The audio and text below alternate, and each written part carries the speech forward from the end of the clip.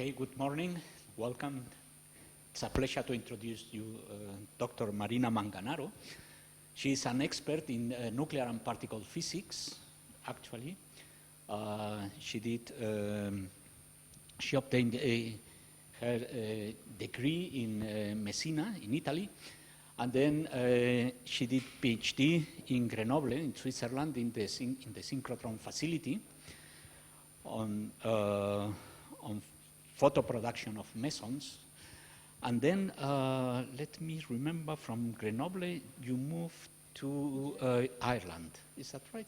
I was in Germany for 1 year. Oh, in Germany, sorry. Yeah. Excuse me. First in Germany, then in Ireland. Yeah. So in Germany, also in the electron stretching facility. Places with good beer. Yeah. Germany and Ireland. Yeah. And then in Ireland, you moved slightly to laser physics and things like that. And finally, since beginning of 2014, she came here to work in the MAGIC group, which is led by Ramon Garcia.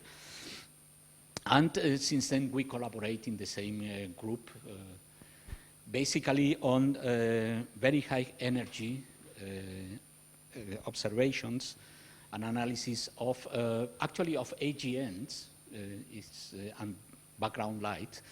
But the seminar today I see is actually about the Crab Pulsar and not about your favorite objects. So that's okay. In any case, that's as you know, that's a new field in astronomy. Well, if not a new field, that's an emerging field in astronomy, that of the gamma rays and very high energies.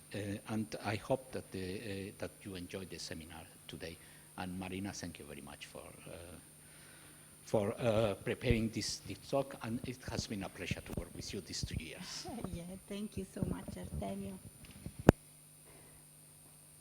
Well, hello, everybody. Could you hear me well? I guess yes, right? Okay.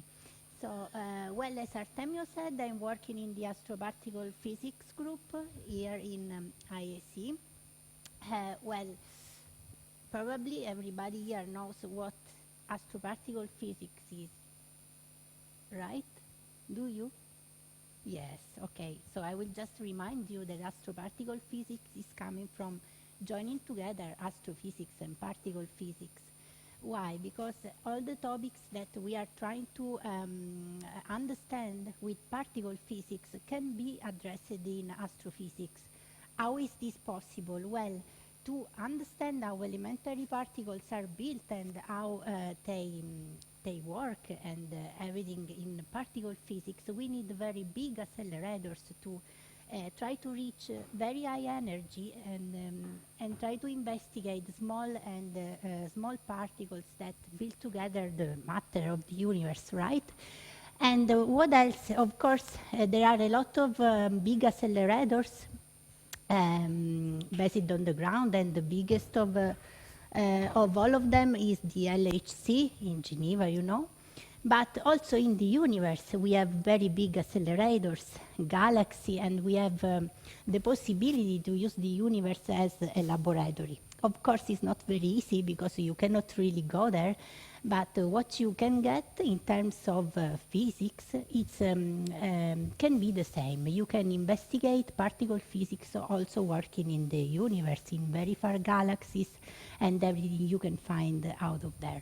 And so astroparticle physics is born from this idea, trying to study particle physics in the outer universe. And so this small group in IAC is devoted to working in this topic. And actually, we are not a lot of people working here. There is Artemio, of course, and Monica that is coming from LHC. She works a lot of time in the accelerator. Now we have a new PhD student, and also the boss that is Ramon Garcia. Well, okay. What I want to talk with you today is this message from Crab Pulsar in Teraelectronvolt phones. Well, I guess you know Teraelectronvolt is a very high energy, and the MAGIC telescopes, that are the telescopes that are actually Roque de los Muchachos, and the telescope that we are using to make this astroparticle physics, are also working to from GeV energy to Teraelectronvolt energy. So this is why we write Teraelectronvolt fonts here. And I just want to remember you what pulsars are. Of course, I'm sure you know already. But okay, we just recall that pulsars are neutron stars created by supernova explosions, that we have a very big magnetic field, and the axis of this magnetic field is misaligned with respect to the rotational axis. So what you have is that, like in a lighthouse model, you can see every time the pulsar is showing you the electromagnetic pulses, you can have a signal, and every time it's rotating in the other way, you will have enough detection. So you can detect every time the pulsar is showing you the electromagnetic beam. You can see that like it happens in a lighthouse. Well, you know already what I'm talking about. And then surrounding the pulsar, there is an electron-positron wind, a nebula, like happens in the Crab Nebula. We have this big nebula of electron-positron wind, and inside we have the real pulsar moving there, rotating there.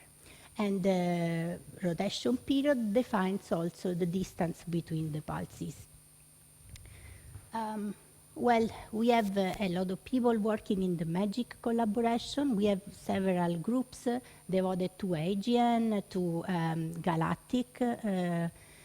galactic sources, and also a pulsar team that is working since 2004, because 2004 is the beginning of MAGIC telescopes as an experiment. And so a lot of people there are investigating pulsars in the very high energy, because of course MAGIC is a kind of experiment that then explores only the range of energy that goes from GeV to TeV, like I was telling you before. Pulsars in gamma rays. So I guess every one of you know that pulsars were discovered by their radio emissions. Well, I would say some years ago, like in 2008, when I was young, there were only 6 pulsars discovered in gamma rays. What does this mean? Is that in radio there were a lot of pulsars well known, but in high energy only 6. After the beginning of Fermi LAT experiment, you know, on board of Fermi satellite there is a very nice detectors called LAT. After the beginning of this experiment up to now, we know now 150 pulsars. So the number increased a lot thanks to the survey made by this detector, the Fermi LAT. So from 6 to 150. There was then like an explosion and suddenly expansion of the knowledge of pulsars in very high energy. And everyone were really excited in this field. We are talking of a range that is going from 0.1 GeV to 300 GeV. There is the range of Fermi-led satellite. The MAGIC telescopes and other telescopes like Veritas, for example, take over the higher range of the electromagnetic spectrum. So all the sources you are looking at here, they were detected by Fermi-LAT and not by MAGIC or very high energy experiments. So here you can see millisecond pulsars and all kind of pulsars Fermi have seen in its survey of the sky. Only 2 of them are detected by IETS. Here this name means image atmosphere Cherenkov telescopes like magic. And later I will tell you a little bit about how magic and this kind of telescopes can detect gamma rays. And also, sorry, an important thing I would like to remember you is that in general, for these sources, for these pulsars, the spectra show a cutoff at few GeV. What does this mean is that the spectral energy distribution, so the energy that the flux and the energy that we can see from these sources, is for Fermi LAT is up to few GeV, so should not be in the range of magic. Now, the gamma ray emission mechanism is a little bit complicated because, of course, in the pulsar, in general, in pulsars, we have different regions from where the gamma rays could be emitted. They could come from the pulsar magnetosphere, or from the unshocked relativistic wind surrounding the star, or from the pulsar wind nebula. And in this diagram you can see we can have inverse Compton close to the magnetosphere of the pulsar, but then in the unshocked wind we can have again collision with electrons and particles inside the wind, and then we can have again inverse Compton close to the shock front. And then in the nebula, we can have different kind of mechanisms that can emit very high energy gamma rays.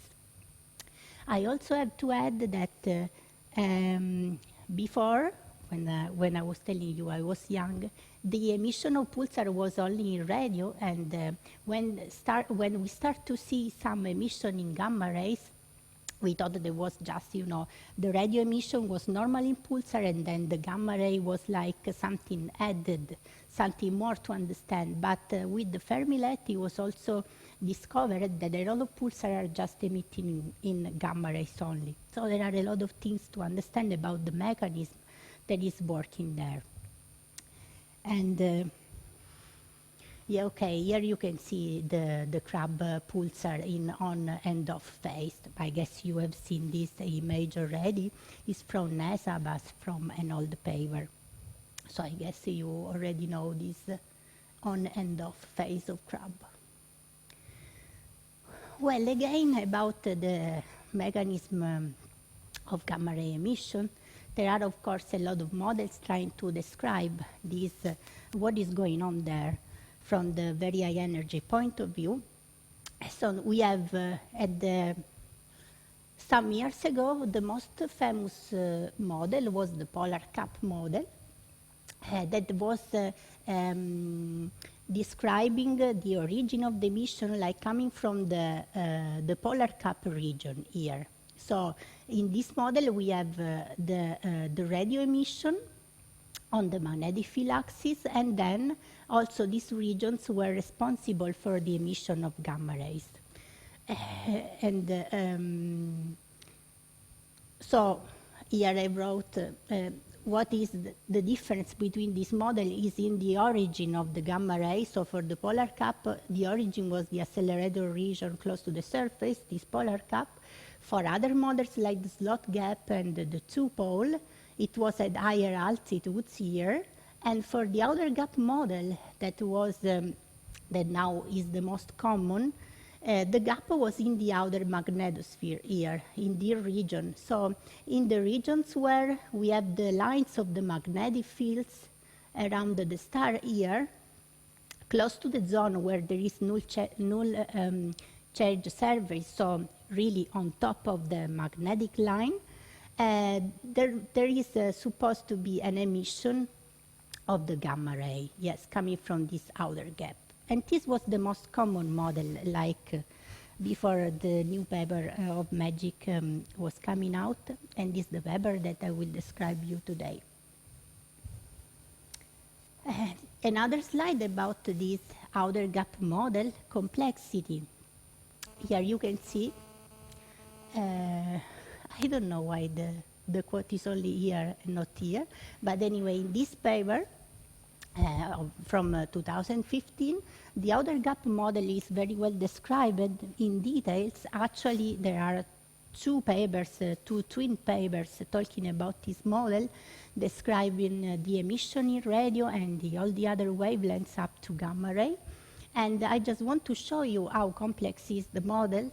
So in green, you can see the observables, so the real quantities you can look with your experiment. You can see, of course, gamma rays, the flux on Earth. You can have a spectrum of this energy.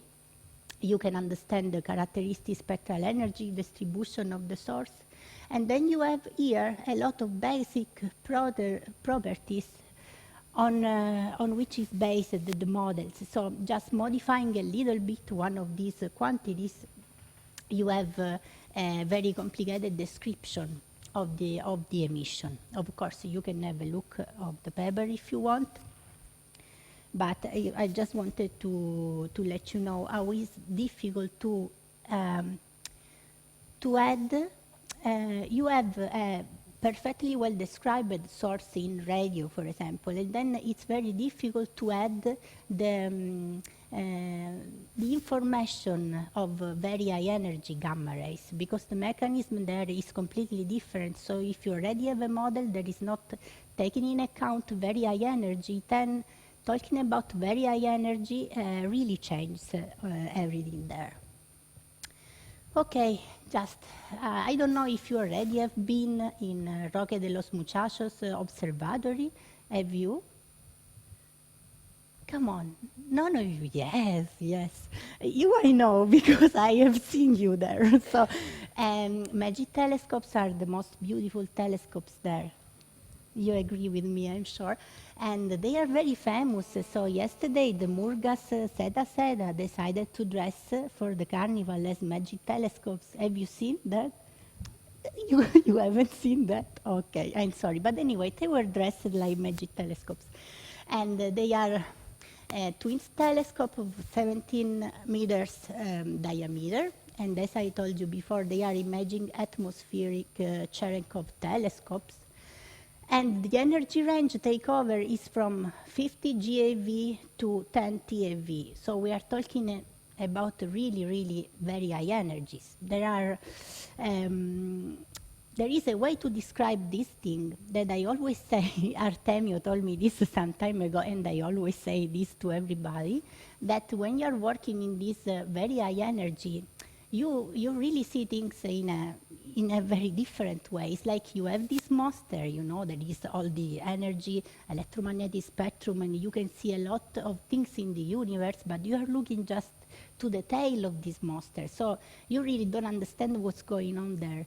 And also the way that you look at the energy is completely different from normal astrophysicists. They say, oh my God, look at the Crab Nebula, it's so beautiful. With the Hubble telescope, I can see a lot of details of the nebula and stuff, but we don't see this, because in very high energy, what we see is the image of the Cherenkov radiation emitted by the particles that are touching the atmosphere coming from the source. So you are not really see something so beautiful. You just see some ellipses coming in the camera of your telescope, and you have to reconstruct all the information. Well, this normally happens in a particle physics experiment, but you know, when you are working underground, and this Monica knows better than me because she's an expert of this. When you work underground, okay, it's normal. But when you are working in this environment, you are expecting some beautiful image. I mean, for me, it's like this, but no, you don't have this. So, okay, I'm talking too much. And the sensitivity of magic telescopes, so we are very proud of this sensitivity, is for 300 GeV, 0.6 of the Crab Nebula flux for 50 hours. This is just the definition on our best sensitivity. Of course, in this case, I'm talking about the detection of an emission at 1.5 Teraelectronvolt. This is the highest emission ever detected from the Crab Pulsar. So the sensitivity is not so good, because the energy we are talking about is higher than this optimal energy. So actually the sensitivity of the instrument is not that good for the work I'm talking about. But anyway, this is just to describe how powerful are our telescopes, and that's all. And then what we do is not only working on the galactic pulsars, of course, we work on a lot of sources, and also we work on dark matter and all other fundamental physics problems, very important nowadays. Well, just to recall you how these kind of telescopes, because there is not only MAGIC, there are also Veritas and DES, there are very similar experiments, how they are working. Well, what we do, we have electromagnetic air showers, so these very far gamma rays coming from far sources, they are reaching the Earth, they are hitting the atmosphere, and then we have these showers of electromagnetic emission. The showers are different depending on which kind of particle generated them. So if they are generated from a gamma ray, we have a shape like this one. We have production of electron and positron all around, decaying particle, and then this is the vertical shape, and here you can see the projection of this electromagnetic shower on the ground. So you can see that as is a well-defined shape. If the electromagnetic shower is generated from another particle from the background, like for example from an hadron, then you get a very different shape, and also projected in the ground, the shape is different. What does this mean? It means that you can distinguish your background using the shape of the electromagnetic shower that you can see in the camera of your imaging Cherenkov telescopes, like MAGIC. The Cherenkov radiation, just to recall you what it is emitted when a charged particle is going through a medium at a speed larger than the one of light in the same medium, and it results from reorientation of electric dipoles. Of course, we use it to determine the velocity of the charged particle, and technically, how could we see that? Well, we convert it in a fast electrical pulse using photomultipliers. So the cameras of our telescopes are made of thousands of photomultipliers, so we can detect this light, and then we can analyze the shape of the electromagnetic showers and tell something about what we are detecting. Okay, after this very long introduction, let me talk to you about a very important discovery that MAGIC did on 2008 working on the Crab Pulsar. You also need to know that the Crab for us is like the reference for everything, is our standard candle. We work on the Crab using that as a unit for everything, not only to define sensitivity, but also for calibrating our telescope. And okay, in 2008, we had this nice paper talking about pulsed gamma ray emission above 25 GeV. It was a very great news because it was never detected such pulsed emission, of course, in the very high energy gamma rays, because everybody knew already that there was a pulsar there, but we didn't know that there was emission at such a high energy. So this was a very interesting result we got with MAGIC. Here, okay, in this artist's view, you can see the Crab Nebula, the pulsar inside, and here the description of what is going on there in the Lighthouse model, as I told you before. And this is the pulsar profile detected by MAGIC. So it's very clear here. We have two peaks corresponding to the pulsed emission. We got very excited for that. And in that time, the emission was above 25 GeV. Now, later on, we were still working on the Crab Pulsar, and then in the next years, Veritas, there is another experiment like MAGIC, very similar to MAGIC, that pulsation above 100 GeV. So we were in 25 GeV, and next, Veritas, some years later, found above 100 GeV.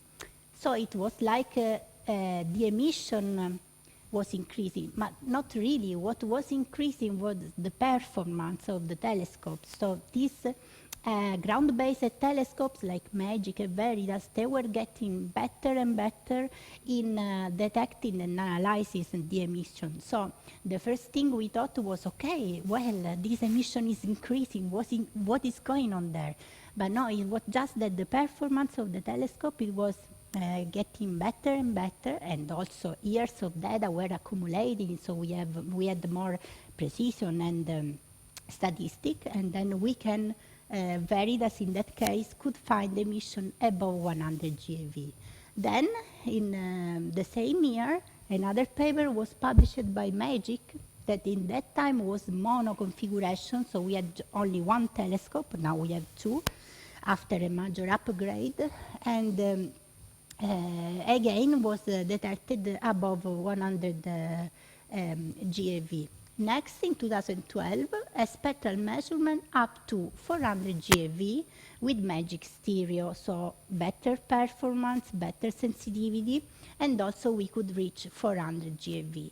All these sudden increasing of the energy put a lot of problems in the existing models, because, for example, the polar cap model that was existing before, it was completely destroyed by this discovery, because the polar cap model couldn't provide any explanation to such high energetic gamma rays. There was no way such energetic gamma rays could escape from the polar cap of the neutron stars, because they would be completely lost inside the magnetosphere. There was no way they could reach such an high energy. The cutoff that was predicted was around a few GeV, and now we are talking about 400 GeV. So all the theoreticians were like, what's going on there, what's going on there? And new models were starting to come out. And after 2 years, we also detected bridge emission. And the two pictures here are coming from this paper published by the MAGIC collaboration. We not only detected this pulse profile of Crab you already have seen before, but also we detected the bridge emission between the two pulses. And this was also very strange. Nobody was expecting that, and so on. And here you can see the two pulses and the bridge emission between them, up to 400 GeV again. And also here, this is the spectral energy distribution. Maybe it's not very easy to see, but we have the emission from P1, P2, that are the peaks of the profile, pulsed profile, and then the bridge is here. And this here, in comparison, is the emission coming from the Crab nebula. And up to 1.5 TeV. Now in 2016, we have seen this very high energy emission up to 1.5 TeV. I can assure it's very exciting. Probably not for you, but for us, yes. It's like the most powerful emission ever seen in the universe. So all the very high energy guys are very happy about this. And again, you can see here the pulsed profile, this time for an energy higher than 400 GeV. Actually, from the pulsed profile, what you can see is that the shape of the profile is changing depending on which range of energy you are considering. But let me spend some words about the analysis. We are talking here about 320 hours of very good quality data. We discarded from this analysis all the data that were not in an excellent weather condition taken. So we are talking about very good data, 320 hours. Some of them were taken during the mono configuration, but the most part of this data were taken using the stereo actual MAGIC configuration. And so a lot of data, okay, for us again, it's a lot of data. Maybe you are used to another kind of instrument and can collect a lot of data, but remember that Magic telescopes can work only during the night, and they are limited, of course, from the necessity to watch a lot of different sources. So from the Crab Nebula, we collected 320 hours, and for us is really a lot. And we also performed this analysis using 19 different data samples, because we had to divide between not only mono and stereo, of course, but also between low zenith and medium zenith observation, because in the two cases the performance of the instrument is different. So we have to divide for different zenith observations, and we created ad hoc Monte Carlos for each different sample. So it was a really huge work. And here you can see the effective area for the different samples: mono, stereo, medium, low zenith, and also high zenith, because we could reach up to 70 of zenith angle, yes. And here in this table you have the sigma that we got for the different peaks in the different ranges of energy. And yes, the paper I am talking about is this one that was just published in Astronomy and Astrophysics. Okay, and you have just seen the pulse profile, and now I'm showing you the spectral energy distributions from this work.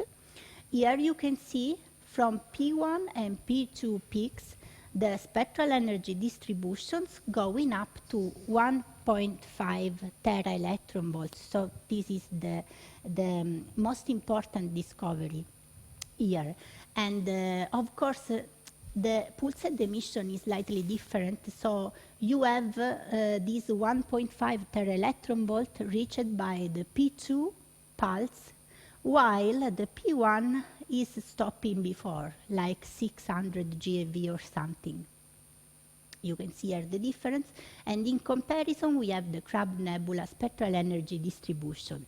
Here we have only upper limits, so this 1.5 is going in correspondence of this last point of the spectral energy distributions here.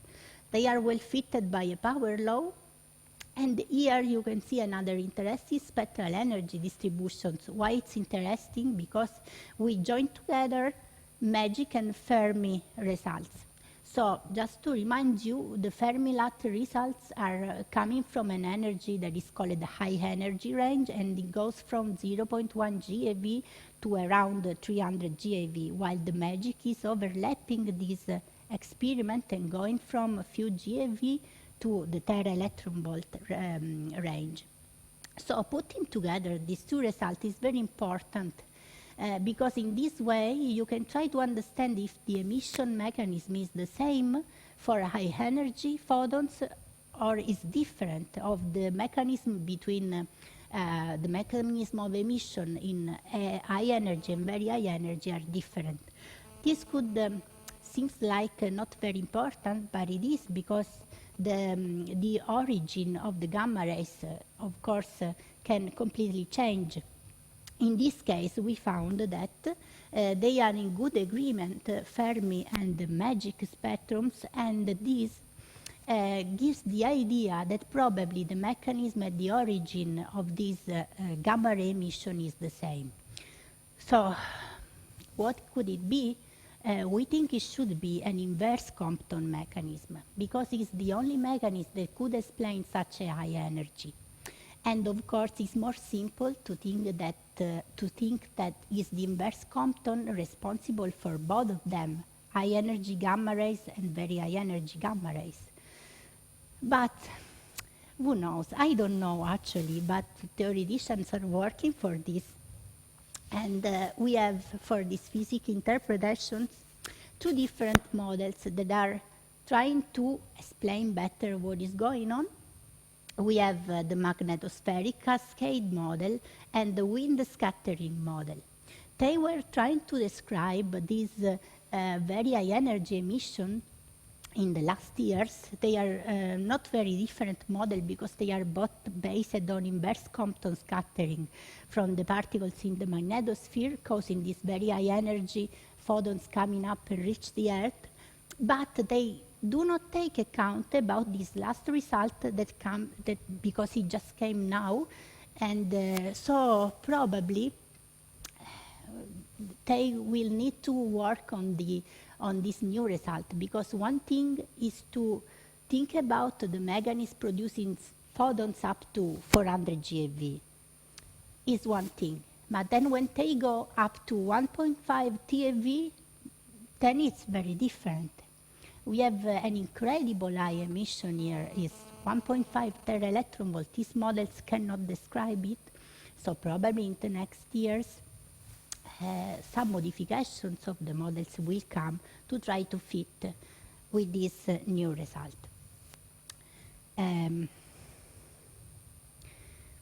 Okay, well, so my conclusions. We have this gamma ray spectrum up to 1 TeV, actually 1.5, and can be described as a power law. And so, you know, a very simple shape. The only possible emission is inverse Compton scattering, we think.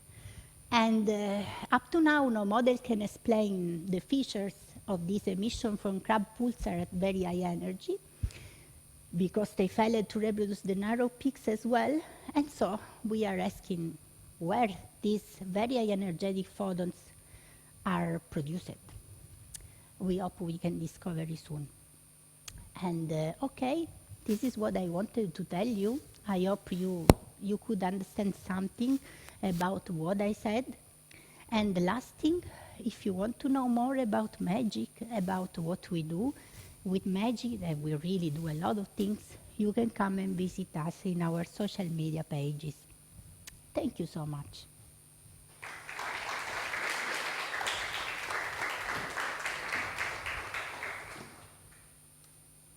Questions? I have a very naive one, that is coming from an optical astronomer, not knowing how it works. You show at some point the cascade of particles as it went down the atmosphere, right? But what you really get is a projection of it. So how can you reconstruct the vertical cascade? Yeah.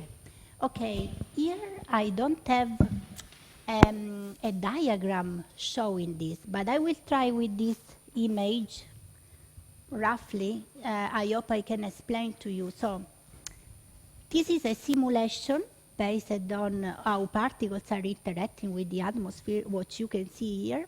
And the reality is that you get this ellipsoid on your camera. So you have like this ellipsoid, and then you can reconstruct the origin of this emission, because geometrically, having two telescopes, you just make, you work with the geometry and you can track the position.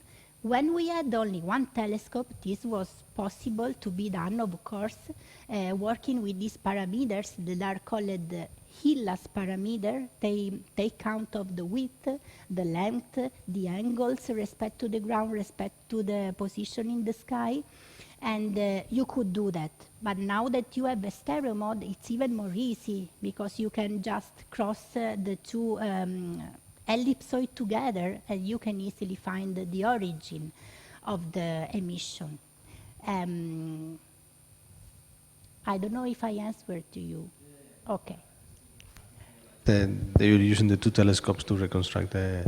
Yeah, well, think about it. If you have like 30 telescopes, it's even more easy, you know, and this will be the future in Roque de los Muchachos with this new experiment. So with magic we are running, try to get discovery before this experiment comes out, because that will be huge in comparison of magic. They will detect everything out of there. So we need to hurry up. But then what can CTA do that you cannot do with... Well, they will have, because they will have more telescopes, roughly speaking, they will have a huge sensitivity. They will have a very low threshold. So they will see very far sources. We can stop close to 1 redshift, but CDA will go really, really beyond that limit. So actually, I don't like CDA because it will completely destroy my work up to now. But okay, don't tell anybody. Monica is gone, so I can say. Questions? No?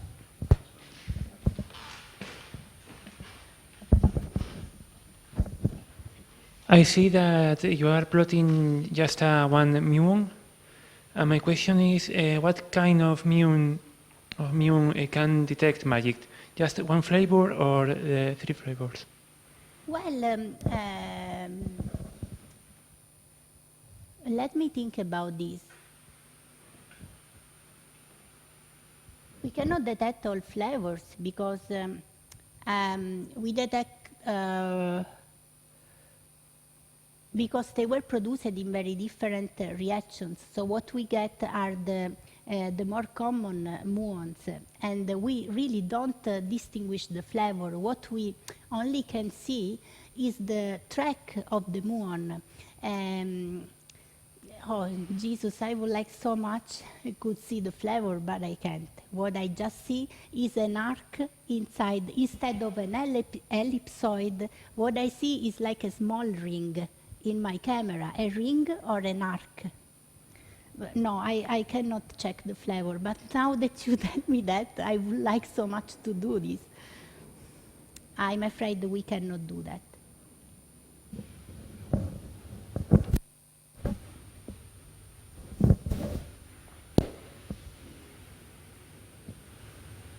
I'm still thinking. Will take some time. If I see you in the corridor, I will tell you later. Okay, more questions in the meantime? Well, there should be coffee waiting for us at 11:30 in the cafeteria, but before we get there, let's thank Marina for the very clear presentation.